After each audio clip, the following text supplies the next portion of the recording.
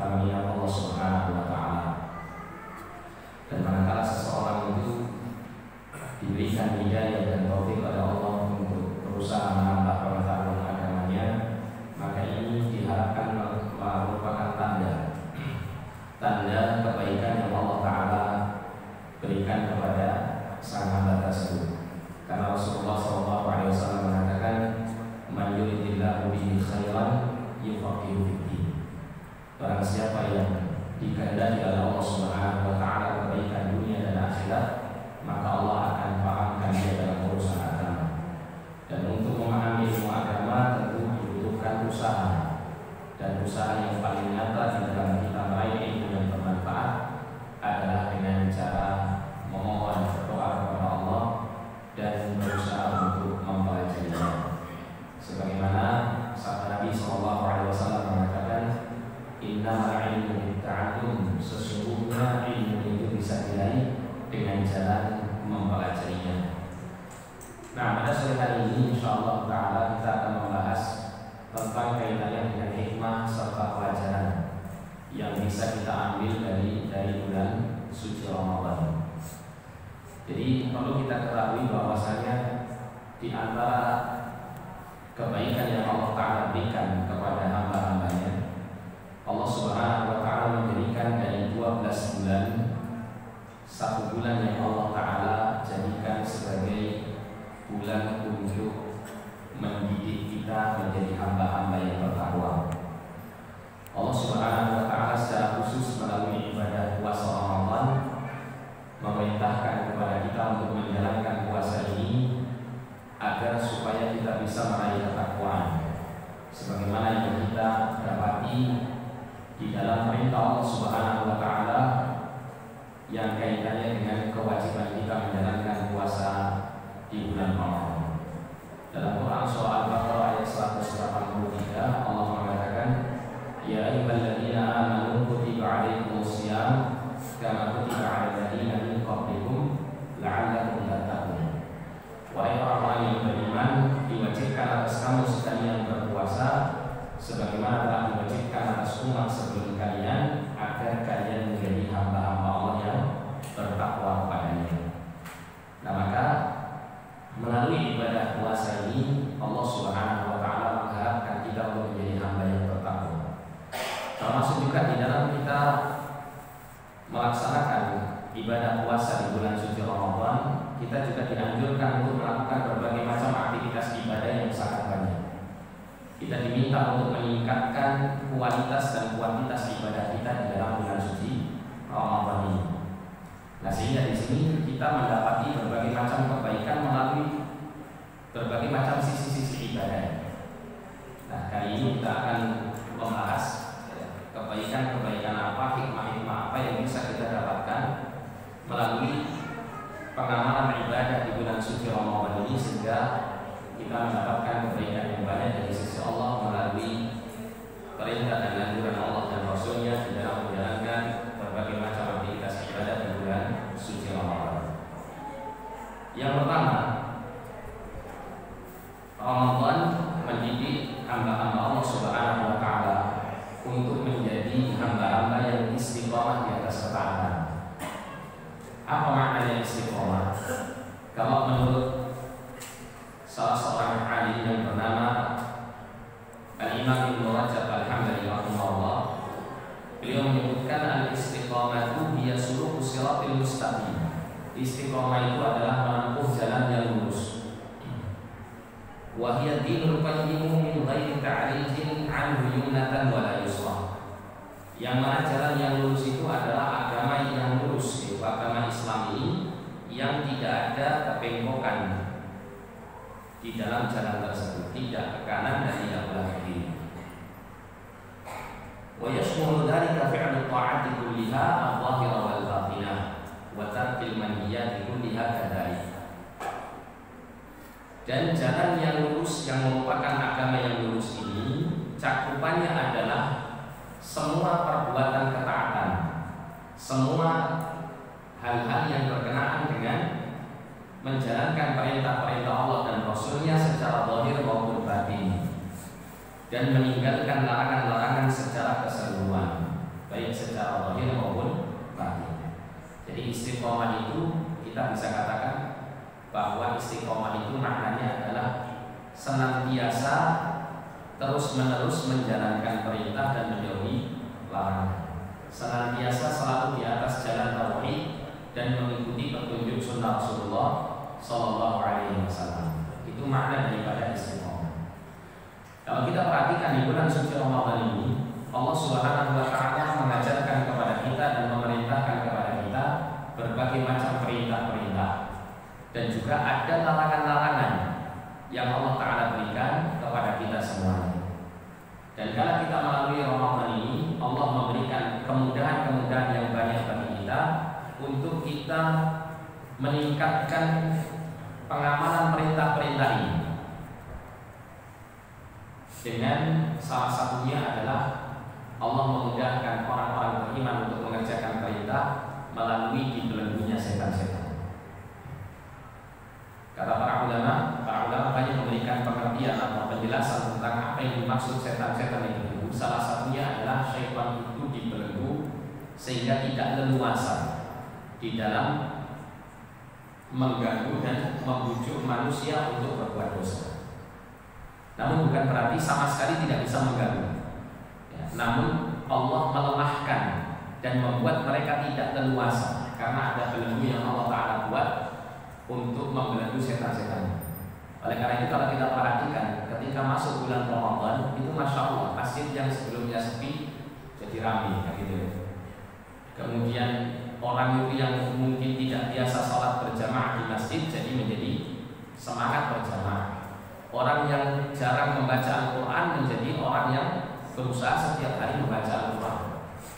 Orang yang mungkin sedekahnya kurang di bulan Ramadan jor-joran sedekahnya. Allah mudahkan. Dalam satu bulan ini Allah memberikan kemudahan kepada hamba-hambanya untuk istiqomah, untuk bisa menjalankan perintah-perintah Allah dan menjauhi larangan-larangannya. Nah maka jika Ramadan telah berlalu, diharapkan kebiasaan istiqomah ini akan tetap berjalan. Inilah pelajaran dan hikmah yang kita serayanya pertahankan. Sehingga ketika bulan Ramadan berlalu, maka keistiqomahan kita, sikap kita dalam hal lurusnya beragama ini tetap kita laksanakan meskipun Ramadan telah berlalu. Kemudian yang kedua adalah Ramadan mendidik manusia itu untuk sabar dan syukur. Kita bisa melihat pendidikan sabar dan syukur ini yang paling tampak itu dalam ibadah puasa. Dikala kita diperintahkan berpuasa, berarti di situ yang paling mendominasi adalah ibadah bersabar kepada Allah. Ibadah bersabar. Karena puasa itu dari kata soma yasumu soman yang secara bahasa maknanya al-habsu ala syai', menahan diri atas sesuatu. Sedangkan sabar itu juga maknanya adalah al-imsak, menahan diri. Seseorang ketika dia diperintahkan untuk menahan diri dari mulai terbitnya fajar sampai tenggelamnya matahari dari perkara-perkara yang membatalkan puasa, yang ternyata perkara-perkara yang membatalkan puasa itu semuanya adalah perkara yang disukai oleh jiwa dan sebelumnya dihalalkan oleh Allah Subhanahu Wa Taala. Seperti seseorang itu diperintahkan untuk menahan diri dari makan dan minum serta hubungan biologis dan hal-hal yang membatalkan puasa yang lain. Yang sebelum Ramadan itu masuk, Allah Subhanahu Wa Taala menghalalkan kita untuk melakukan hal-hal yang semacam ini asal di dalam koridor yang halal. Namun ketika masuk bulan Ramadan sampai pada koridor yang halal pun makan, minum, berhubungan biologis dan hal-hal yang lainnya ini dilarang dalam waktu yang saya kira rentang waktunya cukup lama, antara terbitnya fajar sampai tenggelamnya matahari. Nah di sini kita dididik oleh Allah Subhanahu Wa Taala untuk bisa bersabar. Sabar di sini kita mendapati dalam melaksanakan ibadah puasa ada 3 jenis kesabaran yang kita dapatkan. Yang pertama adalah sabar kita di dalam menahan diri untuk melakukan apa yang menjadi larangan Allah Subhanahu Wa Taala. Kalau kita mampu untuk mengendalikan diri bersabar di dalam hal-hal yang dilarang oleh Allah Subhanahu kita ini dibenarkan atau dihalalkan untuk menikmatinya, maka ini diharapkan pula ketika kita berlalu dari bulan Ramadan, kita akan bisa menjadi hamba yang sabar, bisa menahan diri dari hal-hal yang dilarang. Kalau kita bisa sabar dari menahan diri makan dan minum yang halal, maka diharapkan kesabaran kita selama 1 bulan ini bisa menjadikan kebiasaan kita ini menjadi orang yang sabar di dalam menahan diri dari makan dan minum yang diharamkan oleh Allah SWT. Kalau kita bisa bersabar menahan diri dari menumpahkan syahwat yang halal, maka diharapkan setelah berlalunya Ramadan ini kita juga bisa mengendalikan syahwat kita untuk kita bisa bersabar dari syahwat yang dilarang oleh Allah SWT. Nah, kemudian kita juga diajarkan melalui ibadah puasa ini untuk bersyukur kepada Allah. Kalau kita berbuka, Allah Subhanahu wa Ta'ala melimpahkan rezeki yang luar biasa kepada orang-orang yang berpuasa. Karena itu kalau kita perhatikan orang itu makan, jadi contoh salah satunya adalah makanan dan minuman. Kalau di luar bulan Ramadan, mungkin yang kita makan dan kita minum itu jenisnya enggak bermacam-macam. Mungkin kita makan hanya 1 atau 2 jenis makanan saja. Tapi kalau Ramadan, terutama pas buka, itu kan macam-macam kan. Ada kurma Arab, kurma Jawa kan ada. Kurma Jawa. Minumannya juga macam-macam. Mulai dari yang putih sampai berwarna-warni itu semuanya ada. Ini Masya Allah. Kalau kita merasakan kenikmatan berbuka itu, yang kita ingat adalah nikmat Allah Subhanahu wa Ta'ala. Ini nikmat dari Allah Subhanahu wa Ta'ala. Kalau itu kita dididik oleh Allah Subhanahu wa Ta'ala untuk bersyukur. Ternyata nikmat sekali orang itu ketika setelah lapar sekian jam, setelah haus sekian jam, kemudian berbuka dengan makanan yang lezat. Orang itu akan mudah untuk mengatakan alhamdulillah, bersyukur kepada Allah Subhanahu wa Ta'ala. Dan sabar dan syukur ini kalau kita latih, itu akan menjadikan kita nanti itu mampu untuk bersabar dan bersyukur pada saat kita di luar Ramadan. Dan sabar dan syukur ini merupakan salah satu daripada kunci kebahagiaan seseorang. Karena Nabi sallallahu alaihi wasallam mengatakan, "Ajaban li amril mu'min inna amrahu lahu khair wa laysa dzaka illa lil mu'min." Sungguh menakjubkan keadaan seorang mukmin itu, sesungguhnya setiap keadaan mukmin itu selalu baik. Dan senantiasa keadaan baik itu tidak akan pernah didapati kecuali dari diri mukmin saja. Jadi kalau orang yang tidak beriman itu tidak mungkin punya kondisi seperti ini. Kemudian Nabi menjelaskan, "In asabathu sarra'u syakara fakana khairan."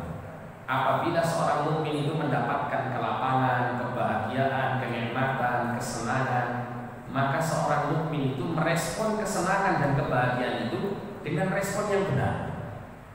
Sehingga kebahagiaan, kesenangan, kenikmatan itu akan menjadi satu hal yang baik bagi iman, tidak kebablasan. Bagaimana seorang mukmin itu merespon kenikmatan ini? Dengan cara dia bersyukur kepada Allah. Ketika dia bersyukur, kata Nabi SAW, maka ini akan menjadi kebaikan dari hidupnya. Karena ada orang itu yang diberi nikmat itu kebablasan, dia menyombongkan diri, dia merasa dirinya lebih daripada yang lain. Atau mungkin ada orang-orang yang mendapatkan kenikmatan justru malah merasa tidak puas dengan kenikmatan. Yang satunya mengarah kepada melampaui batas hingga menyombongkan diri, dan ini berbahaya bagi kehidupan seseorang. Dan ada juga orang yang mendapatkan nikmat tapi dia merasa tidak cukup dengan kenikmatan tersebut sehingga tidak bersyukur kepada Allah SWT. Dan ini pun juga membahayakan bagi ketentraman dan ketenangan hidup.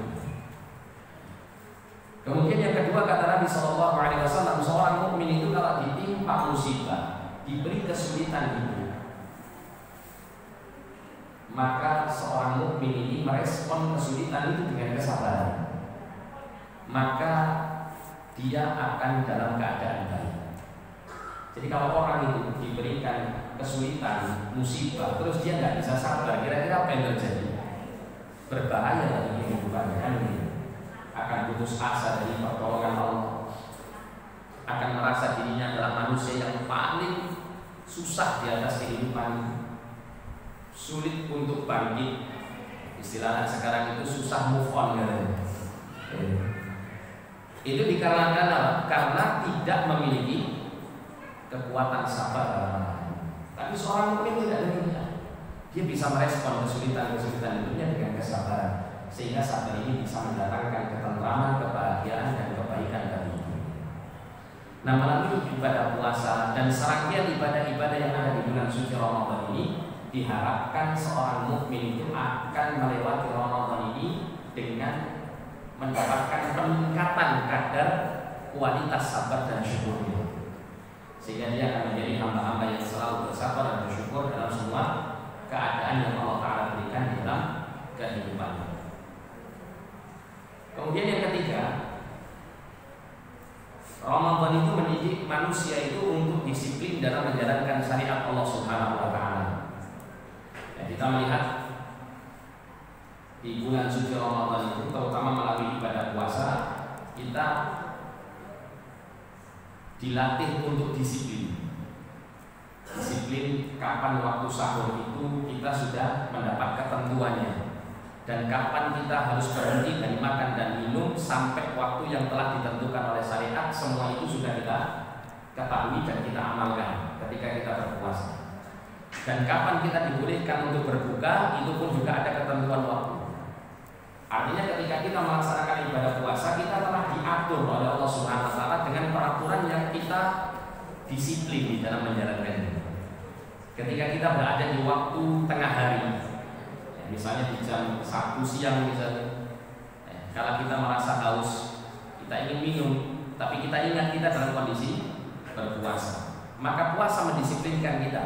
Belum waktunya kami tahan sampai pada waktu yang ditentukan. Ketika kita lapar pun juga begitu. Termasuk juga di dalam ibadah puasa kita diminta untuk menundukkan pandangan, kita diminta untuk menahan emosi. Kalau hal-hal yang buruk ini muncul dari diri kita, kita ingat kita sedang puasa, kita disiplinkan diri kita untuk menahan itu semua. Dan ini diharapkan pula akan menjadi suatu habit, kebiasaan yang membentuk karakter seorang mukmin itu untuk disiplin di dalam menjalankan perintah-perintah Allah Subhanahu wa Ta'ala dan meninggalkan larangan-larangan. Dan ini tentu akan menjadikan kualitas seorang mukmin di dalam menjalani ketaatan kepada Allah Subhanahu wa Ta'ala ini akan menjadi lebih baik. Sehingga kalau kita memperhatikan ibadah puasa dan serangkaian ibadah yang lainnya di dalam bulan suci Ramadan, ini semuanya adalah karunia yang baik dari sisi Allah Subhanahu wa Ta'ala untuk meningkatkan kualitas ketakwaan kita kepada Allah. Kemudian hikmah dan pelajaran yang bisa kita ambil dari bulan Ramadan yang keempat, bahwasanya Ramadan itu bisa mendidik manusia untuk menumbuhkan sikap muraqabah, selalu merasa diawasi oleh Allah.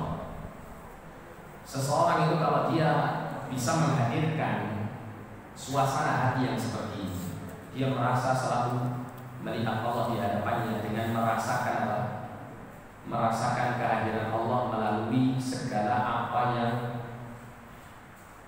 tercermin dari sifat-sifat Allah Subhanahu wa Ta'ala yang mulia. Dia merasa bahwa Allah mengetahui segala keadaannya. Dia merasa melalui kenikmatan yang dia rasakan itu Allah Maha berkasih sayang kepada dia.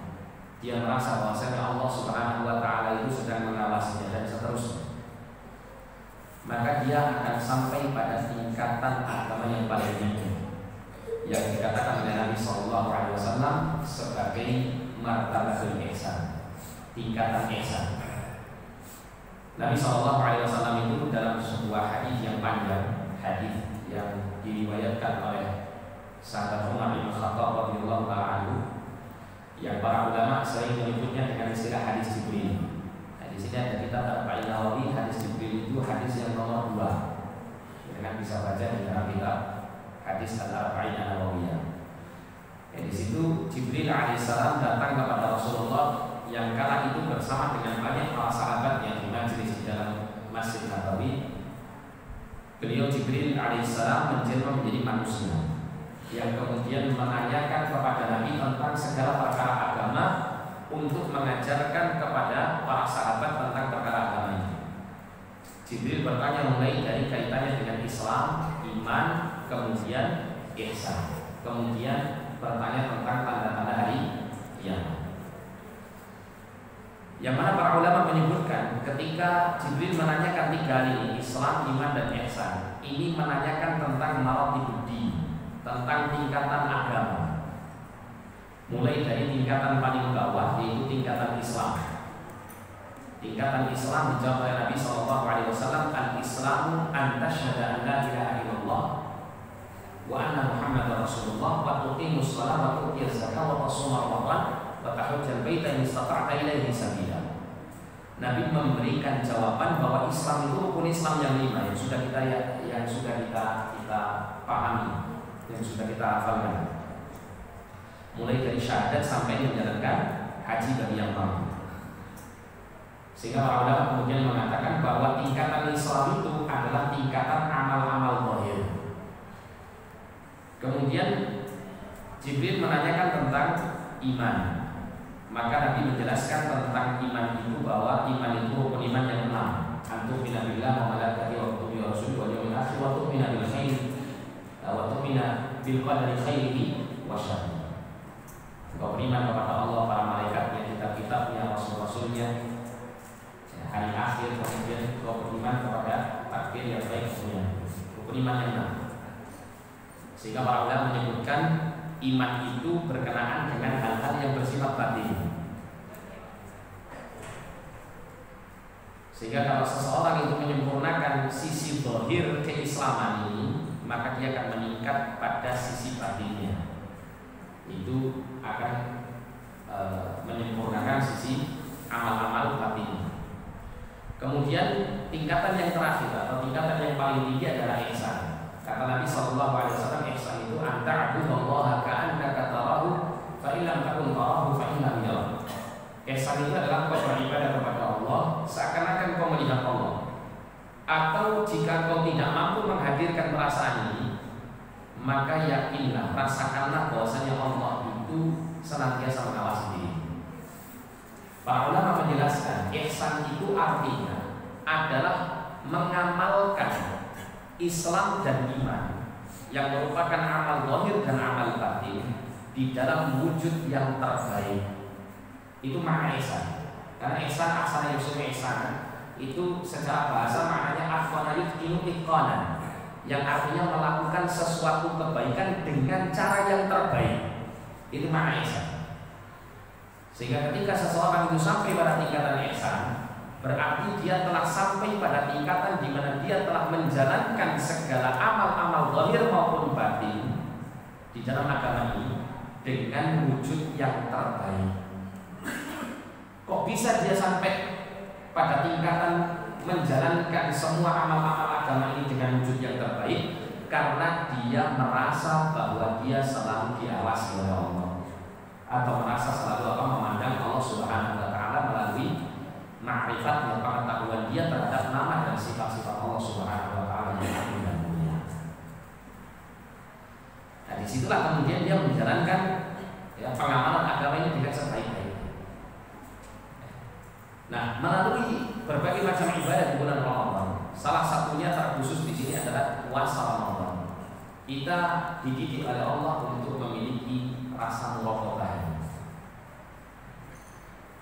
Seperti contoh misalnya seseorang itu dia berpuasa. Kalau dia kondisi berpuasa, kemudian dia merasa berat untuk berpuasa, namun dia bisa menahan rasa berat ini, rasa perintah puasa ini. Kalau itu tergoda dia untuk ingin minum atau ingin makan atau ingin membatalkan puasa. Nah, ketika dia bersendirian dengan gelas air yang akan dia minum itu, atau dia bersendirian dengan makanan yang akan dia makan, maka kala itu puasa mengingatkan dia, ingat Allah mengetahui. Ingat ini belum waktunya, sedangkan Allah mengetahui kamu melakukan kemaksiatan kepadanya. Sehingga pada akhirnya kemudian orang ini merasa takut dari pengawasan Allah dan dia meninggalkan makan dan minum. ini bagi orang yang benar-benar menjalankan ibadah puasa ini dengan baik. Atau ketika terbersih dalam hatinya niat ingin membatalkan puasanya itu, dia ingat dengan Allah Subhanahu wa taala. Allah mengetahui sehingga dia mengurungkan keinginan untuk membatalkan puasa. Nah, di sini muraqabah. Termasuk juga ketika seseorang berpuasa, ketika dia mengetahui bahwa puasa itu tidak hanya mempuasakan makan dan minum, mempuasakan diri dari makan dan minum, tapi juga mempuasakan anggota badan dari melakukan perbuatan maksiat atau perbuatan yang sia-sia. Maka dia pun akan selalu merasa diawasi oleh Allah untuk berusaha menahan semua anggota badannya dari hal-hal yang dilarang oleh Allah Subhanahu wa taala.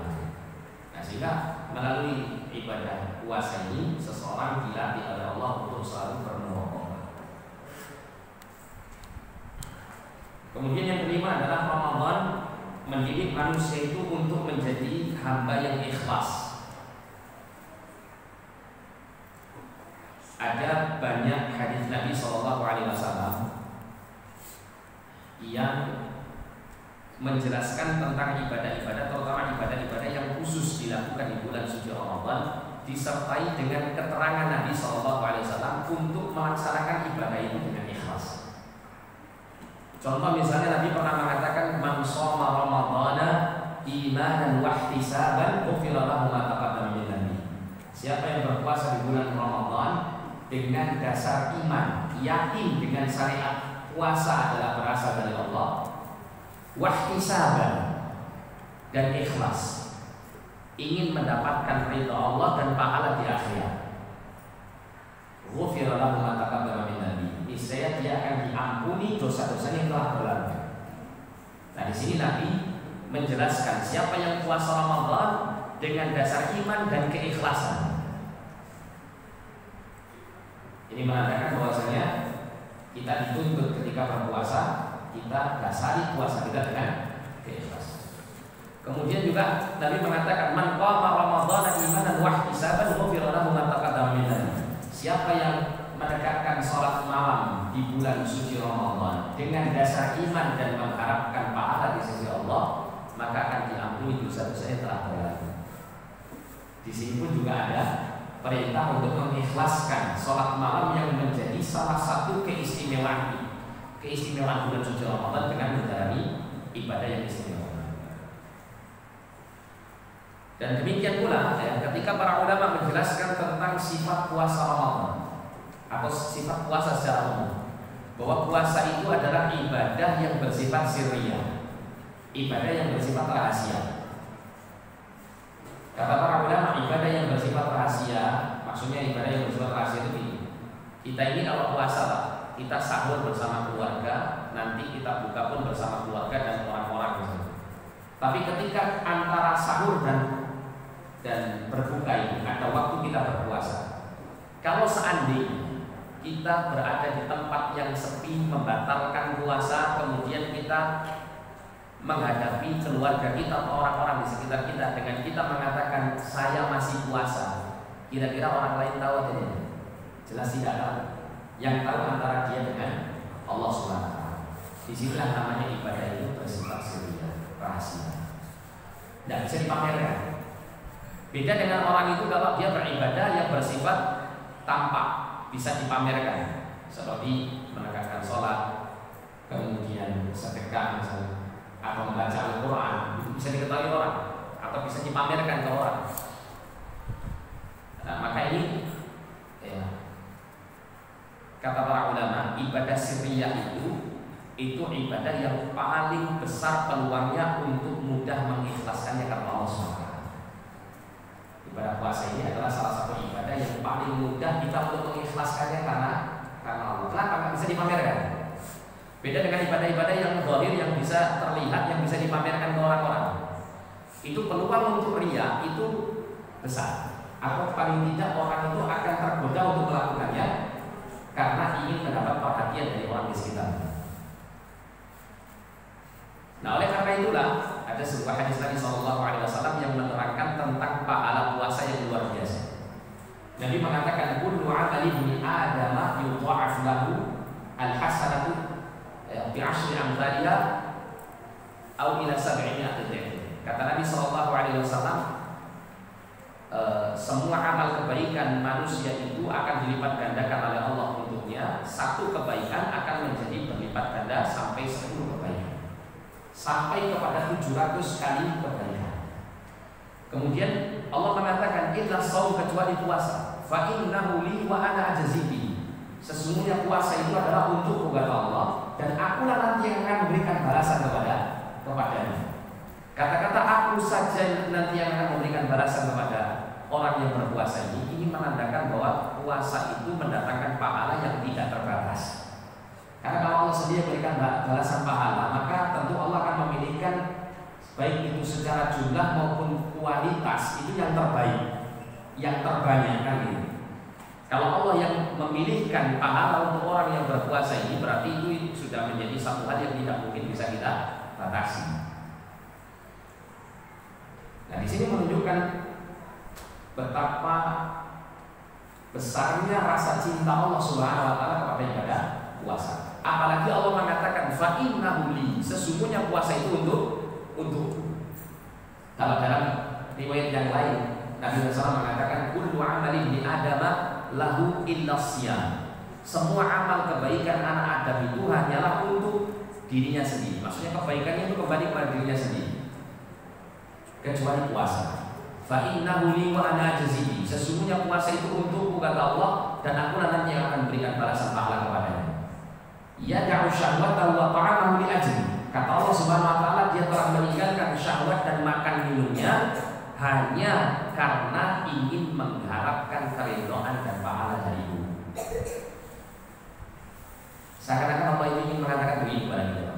Semua amal kebaikan anak Adam itu ya kembalinya ke dirinya sendiri. Tapi puasa itu benar-benar murni untuk saya. Allah mengatakan ini. Padahal kita tahu bahwa semua amal kebaikan yang dilakukan oleh seorang hamba itu dituntut untuk ikhlas karena Allah, kan gitu ya. Sholat dituntut ikhlas, sedekah dituntut ikhlas. Kemudian membaca Al-Quran dan amal-amal kebaikan yang lain semuanya dituntut untuk kita ikhlas karena Allah SWT. Tapi seakan-akan Allah hanya menganggap yang paling ikhlas untuk Allah cuma puasa daripada amal-amal yang lain. Kenapa? Karena sekali lagi seperti yang saya sampaikan tadi, para ulama menjelaskan ibadah puasa itu ibadah yang tidak bisa dipamerkan ke orang-orang. Sehingga ibadah yang bersifat rahasia seperti ini itu berpeluang untuk ikhlas lebih besar, lebih mudah daripada ibadah yang bisa dipamerkan kepada orang. Nah, sehingga melalui ibadah puasa Ramadan kita bisa ikhlas, maka nanti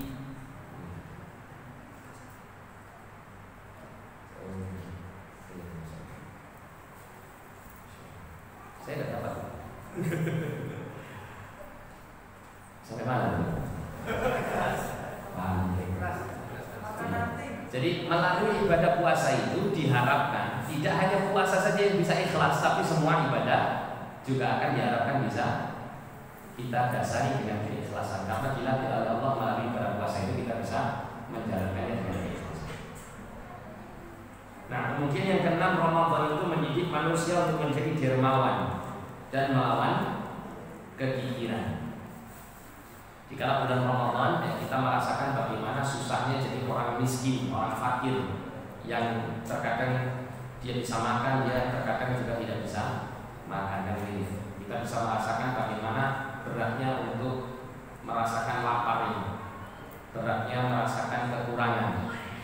Sehingga di situ diharapkan melalui ibadah puasa akan timbul rasa empati dan rahmah kasih sayang kita kepada orang-orang yang membutuhkan. Nah, dengan demikian ya, kita akan lebih peka, lebih empati kepada orang-orang yang lemah di tengah-tengah kita. Termasuk juga di dalam bulan Ramadan itu kita dididik untuk menjadi orang yang dermawan dengan salah satu sedekah yang khusus selain zakatul fitri. Ada sedekah yang khusus yang sangat dianjurkan di bulan suci Ramadan. Selain juga diperintahkan meningkatkan sedekah yang lain, yaitu memberikan iftar, makan berbuka bagi orang-orang yang berpuasa.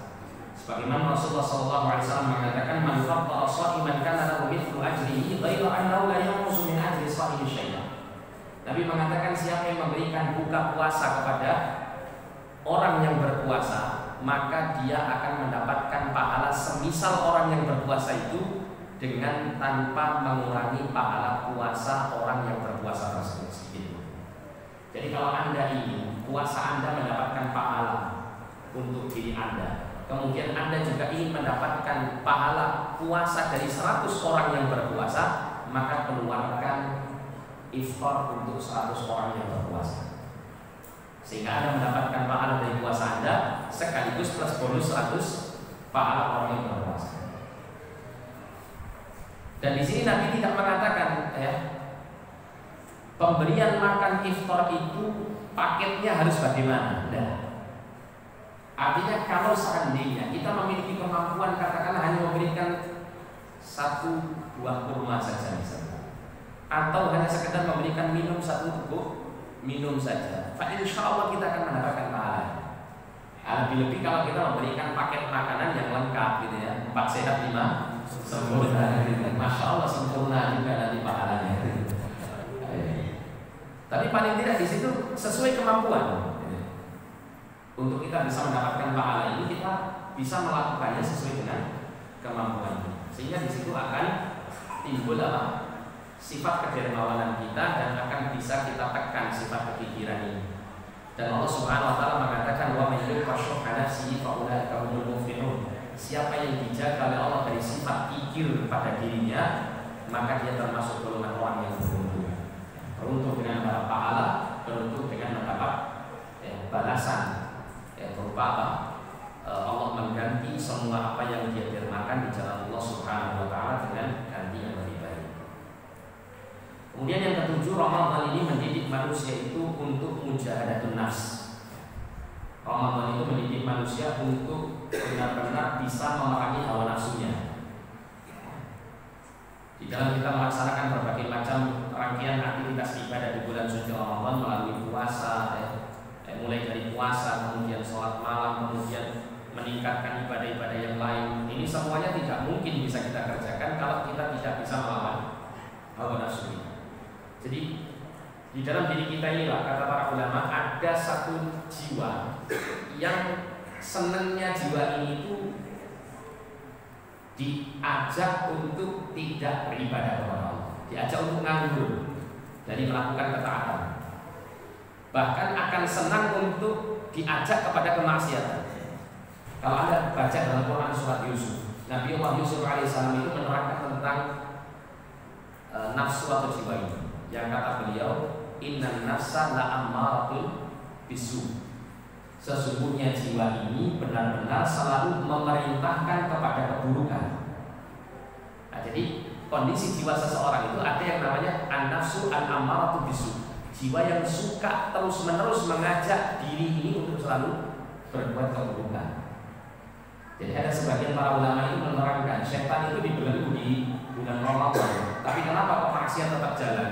Salah satunya di antara sekian banyak penafsiran para ulama tentang hal ini adalah karena masih adanya hawa nafsu pada diri manusia.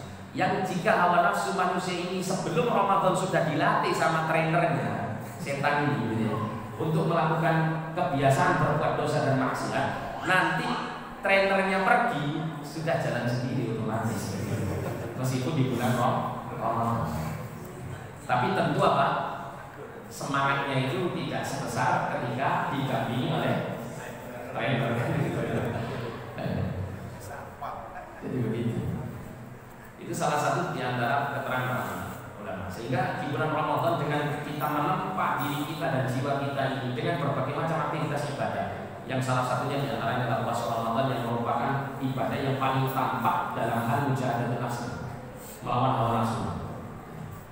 Nah, sehingga di situ kita diharapkan setelah berlalunya Ramadan kita akan terbiasa dengan melawan hawa nafsu dan mengendalikan hawa nafsu yang buruk. Kemudian yang ke-8, ini insya Allah kita selesaikan sampai 10. Sebetulnya hikmah dan pelajaran Ramadan itu banyak sekali, tapi kita cukupkan sampai 10 karena 10 ini seharusnya sudah menjadikan kita ini lebih bersemangat untuk menggapai kebaikan-kebaikan ini.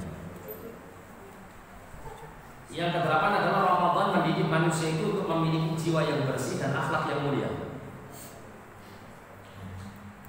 Tadi melalui ibadah puasa Allah mengatakan manusia itu jika berpuasa dengan baik dan benar akan bisa mencapai ketakwaan. Dan takwa itu adalah sarana wasilah kita untuk bisa meraih kesucian jiwa. Allah Subhanahu wa taala dalam Quran surah Asy-Syams Allah mengatakan fa'alhamaha fujuraha wa taqwa. Jadi tiap-tiap jiwa itu Allah ilhamkan, Allah berikan petunjuk kepada perbuatan dosa dan perbuatan takwa. Kemudian setelah itu Allah mengatakan qad aflaha man zakkaha wa qad khaba man dassaha. Sungguh beruntung bagi orang yang mensucikan jiwanya dan sungguh merugi bagi orang yang mengotori jiwanya. Kata sebagian para mufassirin, maksud sungguh beruntung orang yang mensucikan jiwanya yaitu menjadikan jiwanya itu untuk bertakwa kepada Allah Subhanahu wa taala. Jadi sarana untuk mensucikan jiwa itu adalah dengan cara bertakwa kepada Allah. Karena tadi jiwa manusia telah diilhamkan oleh Allah Subhanahu wa taala untuk bertakwa. Wa qad khaba man dassaha, sungguh merugi bagi orang yang mengotorinya.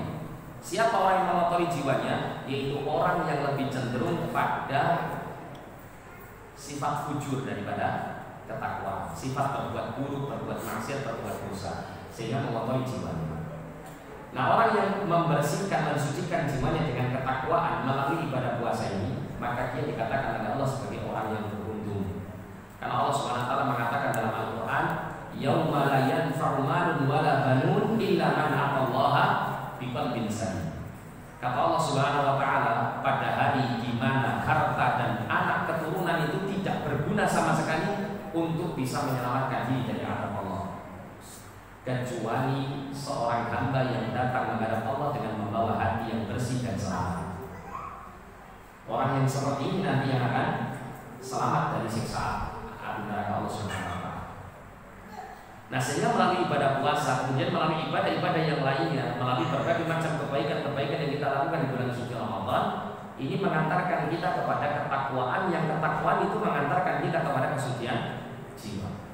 Termasuk juga melalui ibadah puasa Ramadan, kita dituntut bukan hanya mempuasakan diri dari makan dan minum, tapi juga diminta untuk mempuasakan diri dari melakukan tindakan yang haram, termasuk juga tindakan yang sia-sia.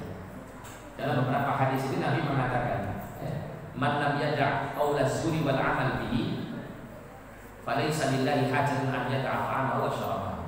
Kata Nabi sallallahu alaihi wasallam, siapa yang tidak bisa meninggalkan perkataan az-zur dan perbuatan az-zur.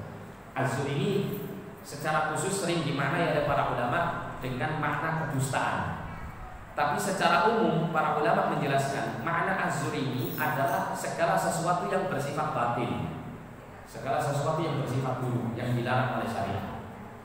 Siapa yang tidak bisa meninggalkan dusta dan segala kebatilan dari ucapan maupun perbuatannya, maka Allah tidak memiliki hajat kebutuhan untuk orang tersebut meninggalkan makan dan minum.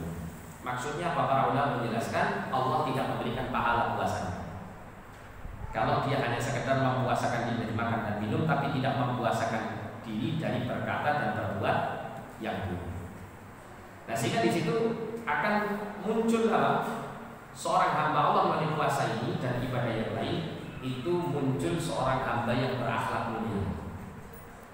Dan akhlak mulia ini kata Nabi SAW di antara keutamaannya, ma min syai'in yudha'u fil mizan athqalu min husnil khuluq. Tidak ada sesuatu pun yang diletakkan di atas timbangan amal yang lebih memperberat timbangan amal kebaikan ini melebihi daripada akhlak yang mulia. Wa inna sahiba husnil khuluqi la yablughu bihi darajata sahibis shaumi was salah. Orang yang memiliki akhlak yang mulia itu, dia akan bisa mencapai derajatnya orang yang ahli salat dan ahli puasa. Maksudnya apa? Dengan akhlak yang baik itu dia akan mendapat derajat-derajat yang tinggi sebagaimana yang diperoleh oleh orang-orang yang ahli ibadah kepada Allah Subhanahu wa taala. Kemudian yang kesembilan. Yang kesembilan, Ramadan itu mendidik manusia untuk menjadi ahlul Quran. Kita tahu yang namanya Ramadan itu kan bulan Al-Quran. Bahkan Allah sendiri mengatakan dalam Quran surah Al-Baqarah ayat 185, "Syahrul Ramadan alladzi unzila fihi Qur'an, hudan lin-nasi wa bayyinatin minal huda wal furqan." Ya, bulan Ramadan itu adalah bulan diturunkan di dalamnya Al-Quran sebagai petunjuk bagi manusia dan sebagai penjelasan dari petunjuk tersebut serta sebagai pembeda antara yang hak dan yang batil. Nah, ketika Al-Quran itu diturunkan di bulan suci Ramadan, Rasulullah dan para sahabat serta generasi orang-orang soleh terdahulu, mereka menghidupkan siang dan malamnya dengan tilawatul Quran, dengan banyak bermuamalah, berinteraksi dengan Al-Quran Karim. Dan orang itu kalau dia banyak berinteraksi dengan Al-Quran Karim, Allah Subhanahu wa taala akan memuliakan dia menjadi ahli Quran. Kata Nabi sallallahu alaihi wasallam, "Inna lillahi ahlina minan nas." Sesungguhnya Allah itu memiliki keluarga di atas muka bumi. Maksudnya keluarga itu kata para ulama bukan keluarga seperti yang kita miliki, tapi maksudnya adalah Allah itu memiliki orang-orang yang Allah istimewakan, yang dekat dengan Allah, seperti halnya kita memiliki orang-orang yang kita cintai sebagai keluarga dan orang terdekat kita. Nah, dari penduduk bumi ini ada yang menjadi keluarga Allah, kata Nabi SAW. Nah, siapa yang menjadi keluarga Allah? Rasulullah mengatakan hum ahlul Quran. Mereka adalah ahlul Quran. Ahlullahi wa khassatuh. Mereka adalah keluarga Allah dan orang-orang yang istimewa di sisi Allah Subhanahu wa taala. Kata para ulama, yang dimaksud dengan ahlul Quran itu tidak sekedar membaca Quran, tidak sekedar menghafal Quran, tapi senantiasa berinteraksi dengan Al-Quran. Bagaimana interaksi kita dengan Quran? Ya minimal kita membacanya, kita mempelajari dan mentadabburinya, dan kita berusaha untuk mengamalkan kandungan Al-Quran ini. Serta kita senantiasa menjadikan Al-Quran itu sebagai obat penyakit fisik maupun penyakit hati kita. Ya, dengan kita menjalani beberapa hal tadi, maka kita telah tergolong orang yang dikategorikan sebagai ahlul Quran, orang yang suka dengan Quran, dekat dengan Quran. Nah, melalui momen Ramadan ini kita perbanyak untuk mendekat kepada Al-Quran, sehingga diharapkan di bulan Ramadan ini kita menjadi hamba-hamba Allah yang spesial, hamba-hamba Allah yang terdekat dengannya, sehingga melalui Ramadan pun akan tetap menjadi hamba-hamba Allah yang dimudahkan untuk selalu berinteraksi dengan kalamnya yang mulia, sehingga kita termasuk ahlul Quran, ahlullah wa ahlul khasah. Kemudian yang terakhir, Ramadan mendidik manusia itu untuk bertaubat kepada Allah Subhanahu wa taala. Ramadan itu kan syahrul maghfirah, bulan yang dipenuhi dengan ampunan,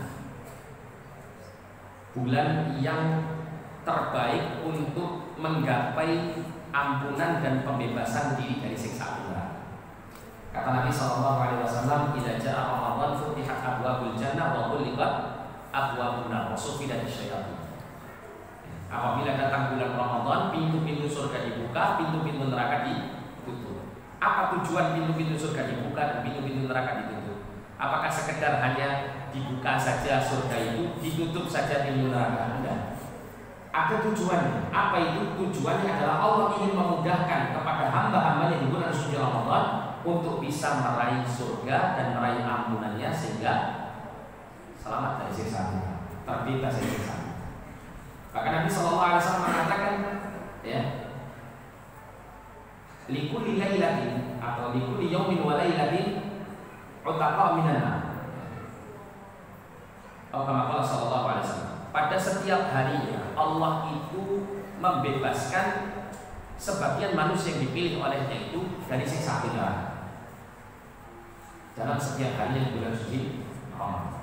Nah, kita berharap dari tanggal 1 sampai tanggal 29 atau tanggal 30 Ramadan, masa kita ini enggak kecantol gitu.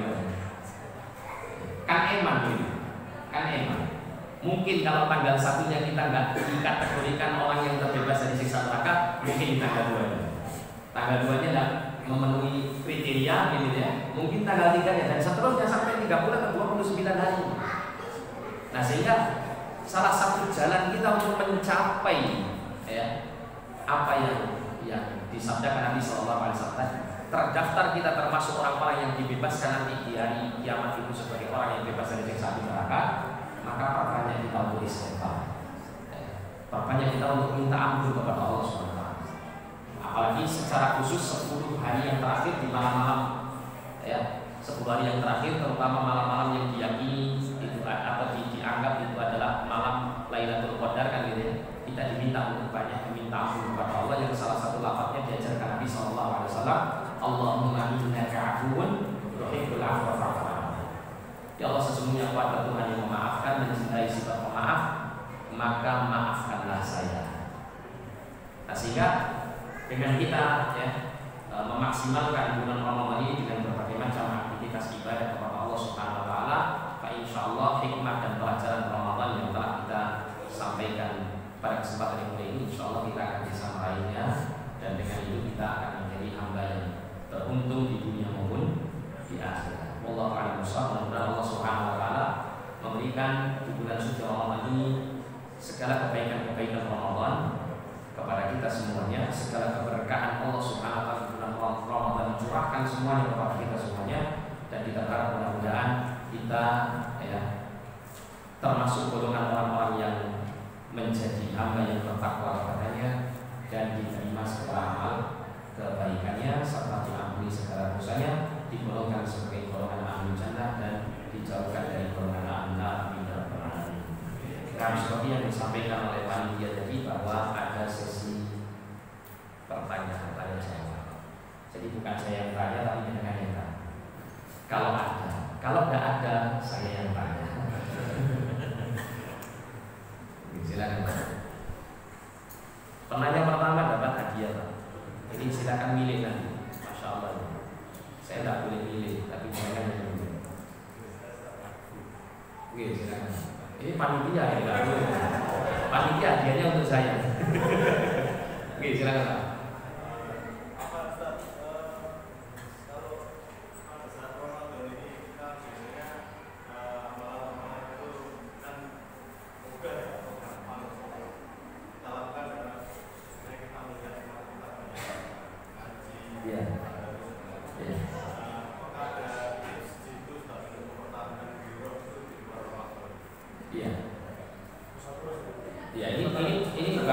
Tapi sebetulnya ini kajian tersendiri jawabannya, tapi dipersingkat saja. Ya, ada beberapa hal yang membuat kita ini bisa benar-benar mempertahankan semangat ibadah di bulan Ramadan itu untuk kita bawa pada bulan-bulan yang lain. Yang pertama dan paling utama adalah al-isti'anatu billah. Kita minta pertolongan kepada Allah SWT. Karena sehebat apapun usaha kita untuk menjadi hamba yang bertakwa, kita tidak akan pernah untuk mencapai derajat ketakwaan ini jika tidak mendapat pertolongan dari Allah Subhanahu wa taala. Allah Subhanahu wa taala telah mengatakan kepada kita, iyyaka na'budu wa iyyaka nasta'in. Hanya kepadamu kami beribadah dan hanya kepadamu kami minta pertolongan. Kata sebagian mufassirin, sebagian ahli tafsir, seperti Anda bisa baca dalam tafsir Jalalain, salah satu tafsir yang terkenal ya. Bukan jalan lain ya, tapi jalan lain ya. Ada orang itu salah Pak bacanya, tafsir jalan lain. Jalan lain ini mana ada di tafsir jalan lain. Jalan lain ya.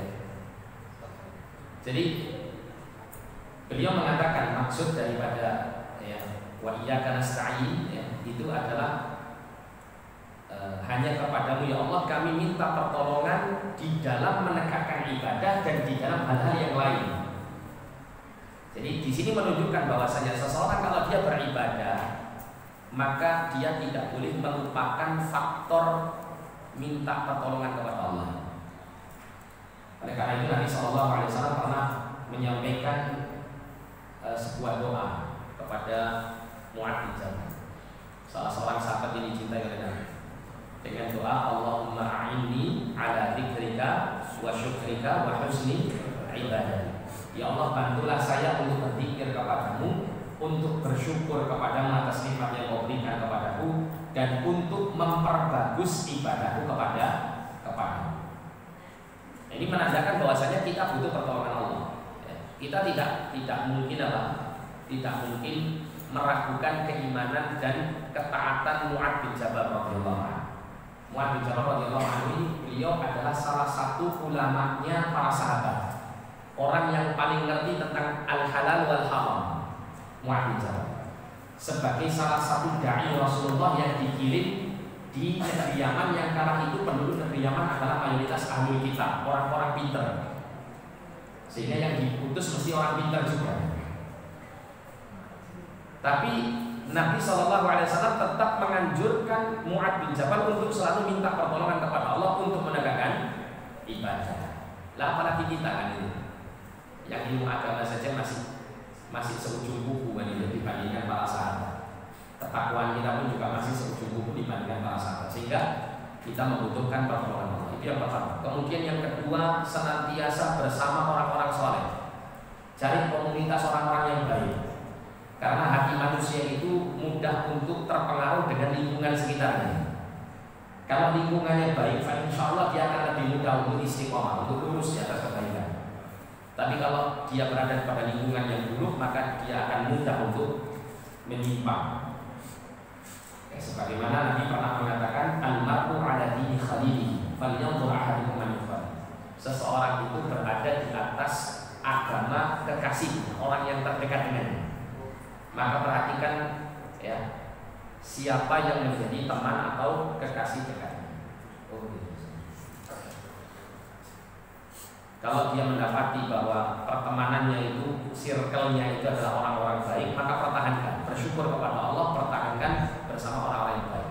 Dan bersama orang-orang yang baik itu butuh sabar, Pak. Sebagaimana seseorang itu berkawan dengan orang-orang yang buruk juga sabar menghadapi apa? Perangi keburukannya.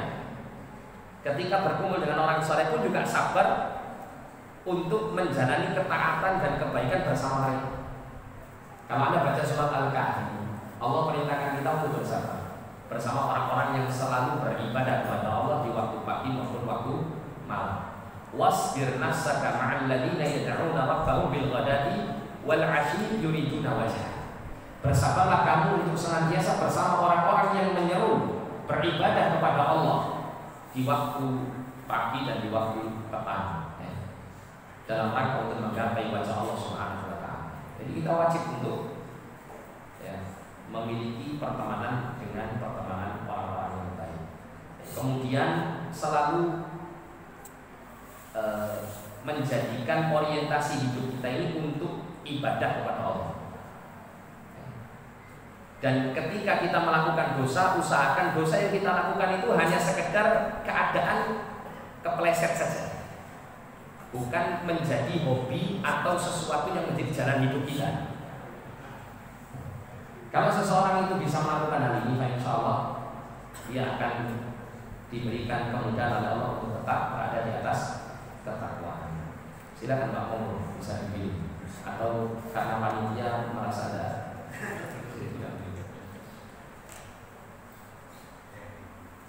Gimana? Diambil sekarang atau? Tidak mau. Ini ada pertanyaan dari Ibu. Apa trik untuk mendapat Lailatul Qadar? Apa ada ciri-cirinya Pak Ustaz? Nah ini disebut namanya Ibu Andre, nanti ambil hadiahnya. Jadi kalau ada suaminya, kayaknya tidak mau. Saya ambilkan aja.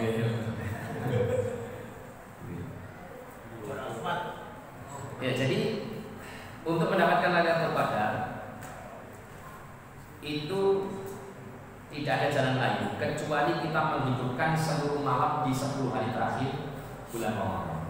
Kalau Anda melaksanakan ibadah 10 hari yang terakhir bulan Ramadan, terutama di malam-malamnya, maka Anda pasti akan mendapati malam Lailatul Qadar. Itu yang paling penting. Adapun kalau mengenai ciri-cirinya memang ada keterangan dari Nabi, tapi ciri-cirinya ini adalah ciri-ciri di pagi harinya. Sehingga kalaupun kita tahu atau nggak tahu ciri-cirinya, ini juga nggak terlalu penting gitu ya. Kata Nabi SAW, ciri-cirinya di pagi harinya itu matahari itu bersinar tidak terlalu terang, tidak terlalu panas. Tapi di sini bukan karena mendung, karena di masa Rasulullah SAW maksud sabda Nabi ini bukan karena tertutupi mendung, tapi karena memang mataharinya kala itu memang teriknya itu tidak terlalu panas. Itu diantara ciri di pagi harinya. Adapun ciri di malam harinya ada keterangan para ulama, sebagian mereka mengatakan hari itu hari yang tenang, hampir tidak ada angin yang berhembus. Ini sebagian keterangan para ulama yang pernah kami baca. Ya, namun ini saya kira tidak terlalu penting.